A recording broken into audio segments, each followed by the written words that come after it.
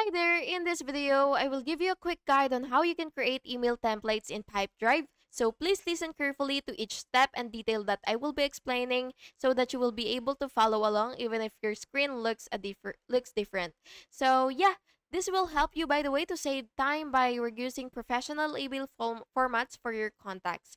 So first, once you're in Pipedrive, you will have to log into your account. So make sure that you're already logged into your account so that you can proceed to the next step. So after you are logged in, you will just have to go to the settings area and then you will click templates and then email templates. And once you're there, you will click plus new template and then you will enter a template name and write the email content, and you can also use placeholders like first name so that you can personalize emails automatically.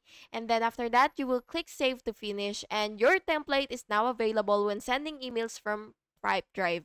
And by the way, if your screen looks different, check under your emails and then you will see templates and then create new. And that's it. Thank you so much for watching this video, and I really hope it was helpful for you. And if it was, please make sure to like and subscribe for more videos like this. Thank you and have a good day.